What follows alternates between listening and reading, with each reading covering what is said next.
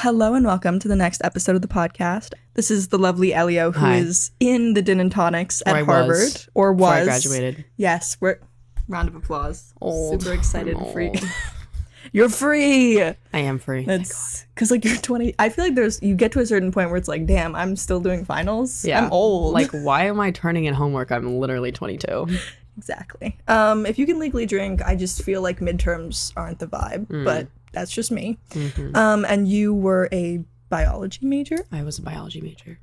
Fabulous. I've taken biology once in my life and never again. Once? Yeah. Don't you like have to take it in elementary school or middle school? Oh, I mean like in high school I took it once. I've taken it in like once every school grouping. So like once in elementary, once in middle, once in high school, never in college. Never in college. It's such a good subject. Arguably the best even. And all I need to know to survive life is that the mitochondria is the powerhouse of the cell. Right? Yeah, yes, okay. correct. At least I didn't fuck that up. No. You nailed that. I swear I could hear my biology teacher in my mind, and we're still friends to this day, be in my head just like, girl, you can't mess this up. No, A+. But so talk to me now, going back, about the process of getting into one of these sort of a cappella groups. At the beginning of the year, you do a preliminary round for each of these a cappella groups. So if you're auditioning for the Dins, you go and you sing about a minute of a song, like a verse and a chorus is what we say. And it doesn't matter what song. You could sing Happy Birthday. And then if we like you, or if the Dins like you, or if the ops like you, or whoever, they will call you back. And usually there are 3 rounds of callbacks. So there's the preliminary, and then the first round, the second round, and then final night. And for us, final night is like, if you make it to final night, like you could be a Din. You could like, you have the technical talent to be a Din. It's just based on blend, because so much of these a cappella groups are just about blend and how you sound with the block. So it does sort of depend. The Dins are very block focused. Do you have your phone with you? I need to look up this one scene from Pitch Perfect and show it to you. Because I just need you to understand Google.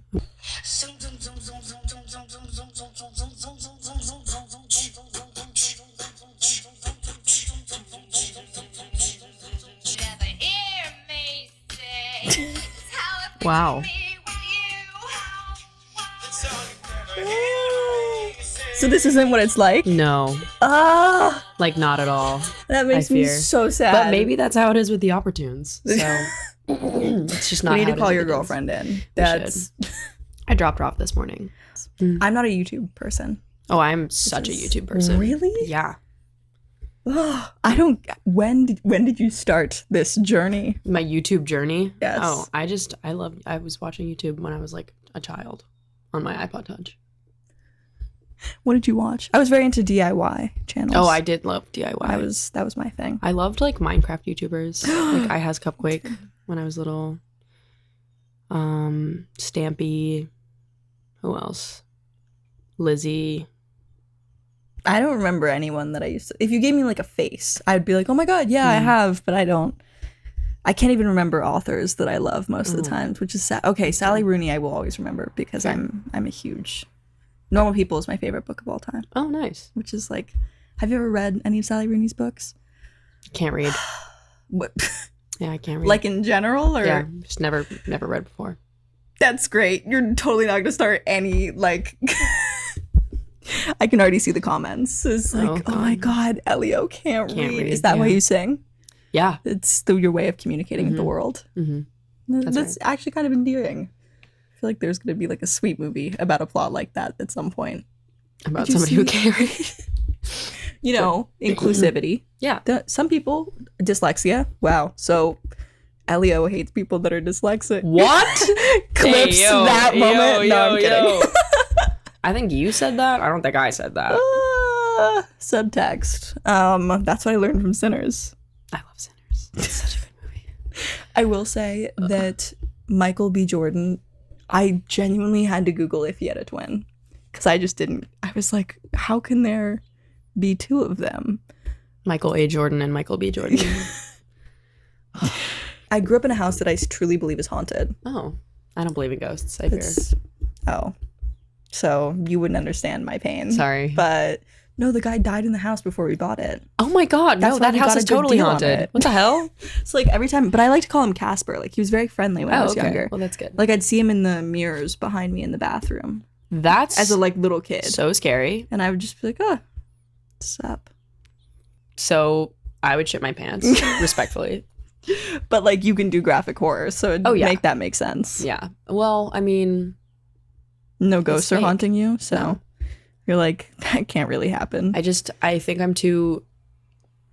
I don't know. Live in my house for like a night, and then maybe you'll change your mind. I'm of the opinion that like everything has a scientific explanation. That's so biology major of you. Yeah. I love science. What can I say? Are you a physics person as well? No. I have a friend that slept with her TA to get a B in physics. Well, no. Well, no, don't do that. Oh, hey, girl. You know what? They were the same age. You're making a right, face. Because that's... She would have gotten a C in the class. I feel... So, okay, so hold on. So first of all, she slept with her TF or her professor? Wait, are they called TFs? Teaching fellows? What are they called? Oh, they call them teachers assistants, readers, or GSIs at Berkeley, which is like grad student intern, basically. So she slept with her TA. Yeah. And she didn't even get an A. She slept with for that would have grade. been really unrealistic. Imagine a C student magically gets an A in the grade book. I just like, okay, sure. And I love how I told that to my friends, and they all go, oh yeah, I'd totally do that. No, girl. Unhealthy power dynamic. We don't love. I agree. But apparently I like got more details on the story, and it was less weird than I'm making it out. Like they started seeing each other after the semester, and he told her he bumped her grade because he knew they were going to date or something. Okay, well that is crazy still. No, I know. It's still really bad. I hate a power dynamic like that. I know. Girl, stand up. Girl, stand up and study. You'd be surprised. The physics classes at Berkeley are like, I'm sure they're just as bad at heart. You guys have grade inflation, actually. We do have grade inflation. Boo! But grade inflation is like ultimate fake. Hater. But like, I don't know. Grade deflation should be fake too. Grade inflation, like, I don't know. People at Harvard are cracked. No, I know. You guys are not me. I have to work super hard. Me but too. some people at Harvard, I mean, most people at Harvard do have to work really hard, as I'm sure like Berkeley is insane as well. Like, well, I've met a few kids where I'm like, whoa, are you lost? Yeah. What's going on there are people here? like that at Harvard too. Really? Oh yeah. Yeah. I just think that like everywhere you go, you'll find people who you're like, but who knows? Maybe those people are just geniuses at other things. That's true. I do think we value through like the institution of these different like higher education systems, we value things that oftentimes aren't good markers of overall success. Oh yeah. And like, I don't know, to get into these institutions at all, you have to be like really good at test taking, which is like not everyone's strong suit. No, it was definitely not mine. Like I never... Me either. Really? Yeah, I had to take the ACT multiple times. I never took it. Because I was like, I'm just not... Fair. Were you test optional? Yeah. I was just like on the border of test optional, like, and I was just like, well, I've already taken it, so I'm going to submit it anyways. Yeah, it's fair. Because you're 2021, so it's like right on the edge of when they started to make things test optional because COVID was like really in full swing. I like took the ACT like during 2020 in Utah because they still have like big organizations. Oh, Utah. I will say, okay, I lied. I took the SAT once. We could not find a place in California to do it. Everywhere was booked up because they had really low numbers to account for the fact that it was COVID. Yeah. So we drove at 3 a.m. and it was like a 7 a.m. test. Oof. I didn't study for it because I was like, you know what? Let's just see what happens. Like, I'm kind of curious. I think I got like a 1320 or something, and I was like, I'm not submitting this anywhere, and I'm never doing it again. I think it's fine. But it's also like, I don't know. I thought I was a genius. I like walked out and was like, I fucking killed that. Well, you do go to Berkeley, so you are a genius. That's debatable, but I appreciate the compliment. You know, I'll take it as a win. Apparently your, is it president of the school who gave the speech at your Alan graduation. Garber. He got like a standing ovation for, I have my own thoughts. Really? Yeah. I mean, okay, very strange to be graduating at the time that I did, because I think Harvard, there are a lot of things to be criticized about Harvard. Rightly so. Like, it is an exclusive institution. It is like built off of like, you know, institutionalized racism. Like it arguably does not do enough to make itself more inclusive. And like, of course, we're going to take Garber's side when it's Garber versus Trump. But Garber also, you know, it's complicated. It's very complicated, especially because like people who were doxxed after October 7th, and like Harvard really did not do a lot to protect them. Like, they had to take their names off of our door because we had like name tags on our doors, and they like didn't feel safe. So they took their names off of our doors. And I was like, it sucks that you have to feel unsafe here because Harvard will not protect you. People talk about like, oh yeah, I go to like Berkeley or I go to UCLA. No one's ever like, oh my God, you go to like, not, those are fantastic schools. Yeah, as someone who goes, they're great schools. It's just, there's an air of like mystique or like fog and magic around it. I think that's one of the reasons why the a cappella scene at Harvard is so big online, because people get to peek into your lives in a way. Have you ever felt like it's slightly invasive? Yes, I do think that all online presence is slightly invasive. I did not post the video of myself that went viral. Who posted it? Our producer. And like he did his job, and like he did a good job, but I didn't post it. And when it came out, like it was right before Pride Month, and I am an obviously genderqueer person who goes to Harvard, and I got a lot of really, you know, attention that I wasn't used to, and was really exposed to like a lot of transphobia for the first time, which speaks to the amount of privilege that I have, that it was like really the first time that I've had to deal with that. But it was a little invasive, you know, but then I was like, I have privilege, might as well be like, yeah, like this is how my experience was, and educate people as best I can with the privilege that I have. I don't know. It was a weird situation. Do you live with Alex? I do. Nice. We've lived together every year of college. Oh, which is really sweet. Like we were so freshman year random roommates, loved each other, and we have the same quirks, which is really nice. Although we're opposites in one thing. She is like obsessively clean, like to a point where her room, like you walk in and like every day she has to like tuck all the corners into her bed perfectly, and like she definitely has like OCD, true OCD tendencies, and it manifests in her room. My room is organized chaos. It's like very colorful and vintage, but there's like stuff on the walls and like everywhere, and it's so when we lived in the same dorm room, like split down the, genuinely you could see like a line right down the middle, because our styles are just so different, but everything else about us is just incredibly similar. We bonded because we were on the same like amount of Lexapro when we first met each other. Love. Yeah, that was our like Canada event. That, and we both love seashells. Favorite kind / species? Mine is, I have a tattoo of it actually. Nope. Okay, tattoo tour. Oh, I have 4 tattoos. No way. Much to my parents' chagrin. It's a little sand dollar. It's an echinoderm. Yeah. I think. I love that you know that. Right, I'm gonna Google that really quick. My mom and I used to collect sand dollars when we'd go to Ocean Beach together. And so I got it for my mom in the same place that she has a tattoo for her mom. It's like very echinoderm. Plants and invertebrate zoology are my 2 big things that I like. And also like marine biology in general. Is everyone very like niche hobbies at Harvard like that? You're like, no, I'm special. No, I'm not. I'm not. Everybody in bio has like sort of a niche hobby, I feel like. And I'm not like, I have friends who have like, I have this one friend who lives in Texas, and he does like all this work on like restoration, and he can say like, he can pretty much look at any bird and tell you what it is and like the scientific name. Shout out Nick. Huge fans here. He also like knows all plants. He's crazy. Like he like is so good. And like there's another kid like Ashwin who like knows all the birds, and like my friend Jack like knows every fish. And what? Yeah, truly the biology kids at Harvard are like cracked. I mean, I'm sure that they're the same at Berkeley because it's like I wouldn't know. I don't like that's so okay. Not my realm. US history was my shit. That AP exam, I walked out with 30 minutes early. Oh, and I stressed everyone out. My friend came to me after and was like, "Did you walk out because like you didn't know what was going?" I was like, "No, girl." No, like quite the opposite. I knew exactly what was going on.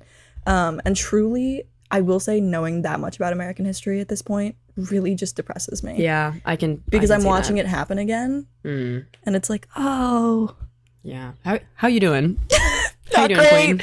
Not great. Right? Like all my friends that are true history majors at Berkeley, they're like, dude, my professor's so depressed. Or like even econ. Oh my God. I was in my econ lecture and one of our professors, he's like Nobel laureate, like insane. He came into class crying. He was like, this is the day the stock market like first dropped. He was like, guys, history is happening and I don't know what is going on. Yeah. And I don't know how he like didn't teach that day. Because he was like, I don't know what I'm teaching. I don't even know if nothing's real, basically, was his take on it. No, I mean, I think, like, I grew up Mormon, and I think that I never really believed in any sort of spirituality. Now I'm, like, a little bit more spiritual in that I feel, like, a deep appreciation for, like, the insanity that is, like, the outdoors and nature and, like, the it's crazy. It's beautiful. And I feel a little spiritual in that sense, but, like, not in a traditional religious way. What was that like growing up Mormon in general? It's such an interesting segment of religion because it's new and yeah. Okay, again with Mormon talk and like they even have like an HBO show now. Yeah, The Secret Lives of Mormon Wives. Those, I will say, crazy. I grew up Mormon. The vast amount of experiences that I've had with LDS members. Like a lot of my family are still Mormon. Has been so positive, especially in Salt Lake City. All of my Mormon, like my best friend in high school is Mormon. He returned from his mission, which is like I have my own feelings about missions, but he returned from his mission. He uses the right pronouns, the right name. Like he was there when I transitioned. Like he has been nothing but supportive. My family has been nothing but supportive. Like obviously it's hard for them to like sort of switch pronouns and they still struggle with that, but they support me and they like use the name that I chose and my preferred pronouns. I have had like some crazy experiences, but never with LDS members that I like know. Like I was approached by two missionaries in Harvard Square actually when I was going back to my dorm, and it was a Chinese lady and a white lady, and they came up to me and the Chinese lady started speaking to me in Chinese. I'm not Chinese, I'm Korean. And I was like, what? And she was like, oh, you speak English? And I was like, wow. We're in the Lord's land of Boston, Massachusetts. And I'm a student at Harvard where you take classes in English. So yes. And she was like, do you want to come to church with us? And I was like, I was Mormon. I left. I'm not going back. And she was like, oh, why? I was like, I'm trans. And then she hit me with the God still loves you. And I was like, oh. And then I talked to my mom about that because my mom was the one in our family who was like raised in the church. And then she was so mad. She was like, how dare they say that to you? And I was like, thanks, Mom. I mean, I grew up dancing with a lot of like LDS girls and all of them are super chill. One of them is not. All the rest of them are super chill. Like this girl, her mom, she very much was just like repeating what she'd been told. Exactly. Yeah, like she like during the Black Lives Matter movement, she was like, this is a communist organization. I was like, girl, read. What? Like Google is free. You don't do that, but she should. No, that's a joke. I can read. No. Elio can read. Let the record show. Let the record that I can read show. But she also like we were in 9th grade, and I was in like a dressing room with one of my close friends, and we were talking about Parkland, and we were talking about like the Second Amendment and whatever. And I was like, yeah, I mean, like these laws were not designed to regulate like semi-automatic assault weapons. And then her, like not even her mom, who was chaperoning, she was like, actually, that's not true. And then she went off on me about gun rights. And I was like, okay, I'm 14. That's leaving. Fine. Like, again, why do you have beef with a child? That's weird. I agree with that statement. There are so many times where I've just wanted to be like, you're literally like 50. Like, get a job. This is so embarrassing just leave kids alone, and especially with uneducated statements, like, oh, that makes me mad. Yeah. We did have like we had an anti-abortion group come on campus. That was the first time ever that they'd had something happen like that in the past few years. Berkeley's pretty strict about like, you're allowed to have free speech, and Berkeley's really open about that because we've had individuals come to campus who are big Trump supporters or whatever it may be to come and speak so we can hear both sides. But they brought with them like graphic, horrific posters to put everywhere. Like they're never casual. Yeah. It's never subtle. It's never casual. No. And so, but the interesting thing is it was men walking up to them being like, this is not okay. Get off our campus. And all the girls were kind of like, wait, damn, this is great. Everyone was like bonded against them, which was really nice. Because I think in general, it can feel like the world is falling apart and there is no hope. Yeah. So that gave us food for thought. Yeah. To say the least. I stayed off campus that day. Okay, this is a total non sequitur. Apologies. My question is, when your video went viral, like Copacabana, and you guys also toured a lot. Like there were videos of people who would like go up to you and be like, "Can you sing?" I felt so bad, and people in the comments are like being like, "Leave him alone!" Like, yeah, he just wants to like live his life. Shout out to those people because it did seem like they were nice in the comments. But when that kind of virality comes around, because you had like millions and millions of views on that video, do they immediately go into the studio and they're like, we gotta really? Yeah, I mean, I think one thing that's great about the Dins is that, and like other a cappella groups, is that we don't let sort of that was the first time that the Dins had gone viral, and we've gone viral a few times since then, but the Dins are very like buttoned up about things. Like we did end up releasing like the sort of live audio from that video, but like we didn't record it because it's been on an album before. We had new songs to record, and like, you know, new arrangements. Like we weren't gonna use one of our album spots for like a new recording for Copacabana. How did you get into a cappella? I feel like that's not... I always wanted to be an opportune, and I didn't get in. Really? Yeah. Bet they regret that now. Honestly, they probably don't. Like, the opportunes are probably, like, they're so good, and they have, like, great arrangements, and... I don't know what they are. So... They're, like, a pop group. They're, like, sort of... that's the one that your girlfriend was in? Mm-hmm. Oh, they all have similar names. I'm sorry. She's so good. My girlfriend is so good. She's so much better than I am. But yeah, I didn't get in. They had me audition as a mezzo soprano, which I am not. And the Dins had me audition as a tenor, which I am. So, yeah. But I was really hoping for the opportunes, and I decided to audition for the Dins as well. And then the Dins took me and the opportunes didn't. And by the time I had like sort of progressed through the audition week, I was much more excited about the Dins, because I walked in and I was like, oh, you all are gay. And I like you guys a lot. Like the first thing that I said when I like walked into the audition room was like, because for my prelim I sang "Take Me to Church" by Hozier. Oh, such a good song. I know. And I walked in, I was like, I'm gonna be singing "Take Me to Church" by Hozier because I have religious trauma. And then I was like, I remember being like, why the fuck would I say that to a room full of strangers that I've never met before? And then just, it was silence. And then one of them, who became like one of my best friends in the Dins, she was just like, same. And I was like, awesome. Do they slide the letters under the door? Yeah. Like in we do door drops. The social network. Mm-hmm. Is it actually like that at Harvard? With like social clubs and stuff? I like to think that people aren't as asshole-ish as Mark Zuckerberg. But yeah, it is like that. There are final clubs, and people enjoy final clubs. I was in a sort of club, the Signet, which is like an arts-based final club. This is what I'm wearing. Yeah. Look at you and your little cult. I know. It is very culty. But we're not allowed to have parties in the space anymore, which sucks. Wait, why?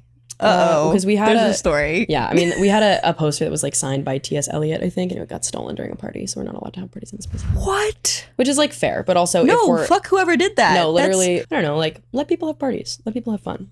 It doesn't need to be any more exclusive than it already is. Nothing at Harvard needs to be exclusive, like more exclusive than it already is. No, it's true. That things are very, from what I heard, just like there's definitely almost like a ranking within Harvard of students who get into these clubs, and there's like a whole process, and they like, you essentially have to fight to get into them. And then they take you on these lavish trips, and like it's a whole and you have to pay dues for the clubs. It really does depend on like what your values are, like what you want to do. Like some people find social clubs like and final clubs really rewarding because it's like a built-in social network. That's great. I personally did not want to punch any final clubs because it's not really my vibe. What is punching? Punch is like rush, essentially. It's like the same thing as rush. But you have to get punched by a final club. You essentially have to be invited to punch. Wow. So it's about like who you know. It's also like a lot of the final clubs are like not great spaces for like gender inclusivity. So it's kind of like you guys don't have sororities and fraternities. I think we do have like one or two, but Greek life is not really a big thing at Harvard. It's mostly final clubs. So that's your version of like it's Greek like life, quote unquote. But it's also like, I agree. I feel like you can find community wherever you are. I have a lot of really great, close friends who are dancers. Like that's sort of the overlap with theater, I suppose. And one of them did a sort of experimental Romeo and Juliet where she choreographed and directed, and to the Prokofiev ballet. And it was great, and I got to be Romeo, which I didn't really expect to be cast as. But it really like sort of changed my perspective on dance, because dance is so inherently gendered, as you know. And it was great to be able to like sort of enter back into like a more experimental ballet where I was dancing as like I was doing male dance instead of female dance. And I was like, wait, this is so much better than I remember it being, because dance is so inherently gendered, and when that doesn't align with your gender identity, it like sucks really bad. There was a video of you in, I think it was like a romance novel author who had written something, or like, I really don't know what was going on, and maybe I'll like save it and send it to you. But there was this you were in a play of some kind. I think it was a love story. So my friend Julia Rue, who I met through Harvard Theater, she's incredible. She's like literally so cracked. Shout out her. Yeah, shout out her. Great singer, great songwriter, great writer. She just released a book. I believe it's called The Last Tiger. She co-wrote it with her brother. It's about their like the love story between their Korean grandparents, which is so cute. Anyways. Okay, so it was a love story, and it was written. But okay, guys, wait, I partially got this. Yeah, so like that song is from one of her new musicals, Endless, and it's about stars. I was like, shout out you guys, that was great. And shout out, Julia Rue was the violinist. She's a writer and the violinist. And then my other friend Ian Chan, who I was literally just sleeping on their couch. In New York? Yeah, 2 days ago. And they were on the piano. It was really fun. It was great. Harvard doesn't give any money to the Din Tonics. Like, we raise all of our money and we tour on our own. That's crazy. You guys go to like Singapore. You guys, oh wow. Yeah, like a lot of the groups that tour, we are able to do so because of our alumni, and because we gig throughout the year and make money. But Harvard itself does not give us any money. Like, we get to use the Harvard name and we get to use Harvard spaces to rehearse as part of like a Harvard group, but we don't get any money. You see, I understand that for Berkeley, because Berkeley has 30,000 students, so it's really hard to support everyone's stuff. And they let you use the name. You can also get funding. You can apply for ASUC funding, which you can get a lot of funding, actually. I know people who've gotten like $30,000 from Berkeley for their club to do whatever they need to. Harvard has the same net worth as small, if not medium-sized countries. Oh yeah, $52 billion endowment. And you guys have like maybe 10,000 students? Maybe less. I don't know. I'd have to Google it. I know my class was almost 2,000 students. Okay, but that's we had small. A lot of gap I have years, 9,000 in my grade. Wow. That's what I mean. Where it's like they have so much money, so many resources, and the ability to help so many people. And that money does go places. I do want to like... That money, does it go? Like, it goes towards academics. Like, it goes towards like funding research labs, which is why it was like semi a big deal with the budget cuts from the Trump's budget cuts, because like that money does go to like research. Ginger, the baby. Oh my She's God, like, I can hear you. I want to be on the podcast. Oh, bitch, I love you, but I can fully. Is she right outside? I think she's right outside. We'll do a Ginger feature. Ginger, do you want to come on the bed? You come here, buddy. Fine, baby. Fine, you get a Ginger feature. Yay! You're so excited, Ginger. Oh my Breathe, God, look baby. her jumping. She's so cute. One chance. Oh, she's like, don't touch If you me. fuck this up and you eat Ginger, a wire, do you have anything to say? I will end you. Lots of breathing. Oh my God.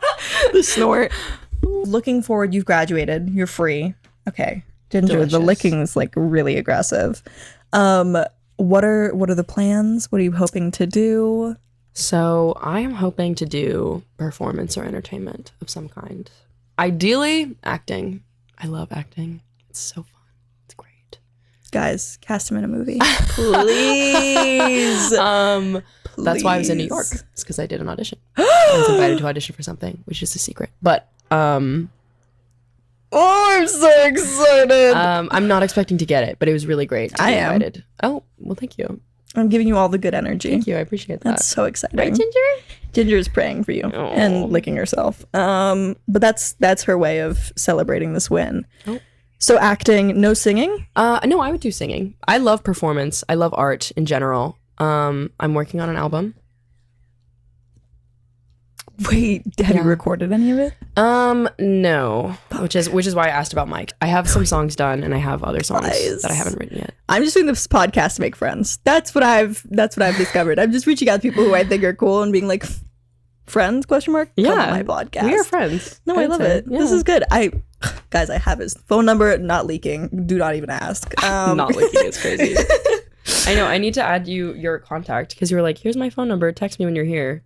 Well, no, I was like, I don't want to be weird, but I was also like, don't email me. I sent you my phone number. No, I never got it. No, yes, you did. No, that's a lie. On my life, look through our 9 million email thread. Okay, no, I'm literally going to do it right now. I never saw your phone number because I would have used that instead. May 1st, gave you my phone number. Okay. I was like, okay, we're staying with email chain. We're keeping things professional. No, I would have that would have been so much easier. I know, I hate email. I hate email so much. Oh, okay. Wait, so no, this is good. This is good. I was like, okay, Hannah's very professional. No. Quilly's very professional. It is, but I'm not. Caroline is. Shout out Caroline. She's the producer. Shout out Caroline. She's very professional. She like responded with like a proper thing and was like, Hannah is available at blah blah blah blah. And I was like, is it Hannah? Yes, it's Hannah. I suck. It's fine. There are people who are close friends with my family and they still call me Hannah. And they've known me since I was a kid. My name is Hannah. Like, born and raised is after my grandmother who passed right before I was born. Her name was Hannah. It means flower in Japanese. Well, with that, I have nothing left to add. Thank you so much for coming on the podcast. Thank you for having me. Guys, this was such a fun time. With that, XOXO Quilly Girl. Mwah. Oh. Bye, guys.